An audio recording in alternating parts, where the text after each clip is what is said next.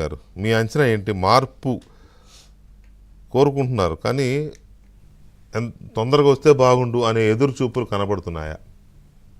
అంటే ఈరోజు ముందుగా డిబేట్లో పాల్గొన్న మిత్రులందరికీ నమస్కారం అండి, వీక్షకులకి మీకు కూడా.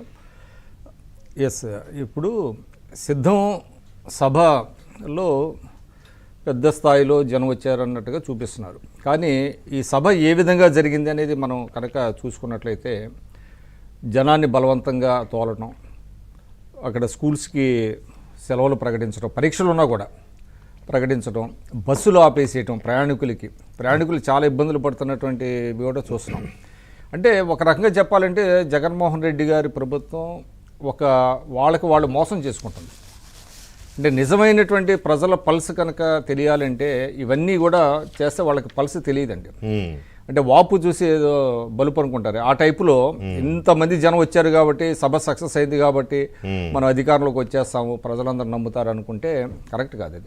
అది ఇవన్నీ లేకుండా వాలంటరీగా ప్రజలు కనుక వచ్చే ఆయన చెప్పేది కనుక వాళ్ళు వింటే అప్పుడు ఏదో కొంత మనం ఏది ఆయన గెలుస్తాడా లేదా, ఎవరు గెలుస్తారు అనేటువంటిది ఒక అంచనా వేయడానికి ఉంటుంది. కానీ చాలా బలవంతంగా గతంలో ఎన్నడూ లేదు అసలు ఈ విధంగా స్కూల్స్కి సెలవులు ఇవ్వటం. స్కూల్స్ మర్చిపోయారు మీరు అంటే గుర్తొచ్చింది. ఇవాళ ఒక ఎగ్జామ్ ఇంటర్మీడియట్ ఎగ్జామ్ పోస్ట్పోన్ చేశారు. ఎగ్జామ్ పోస్ట్పోన్ చేశారు. ఎక్కడ పరీక్షలు ఎత్తేస్తారా? పరీక్షలు అసలు ఎంత ఘోరం అంటే ఇది కూడా తల్లిదండ్రులు కూడా ఇవన్నీ కూడా గమనిస్తారు కూడా. పరీక్ష రాసే వాళ్ళకి ఎట్లా ఉంటుంది, వాళ్ళ టెన్షన్ ఎట్లా ఉంటుంది, దాన్ని పోస్ట్పోన్ చేసేయటం ఏంటి అసలు ఫర్ నో రీజన్, దీనికోసం దానికి చేయటం ఏంటి.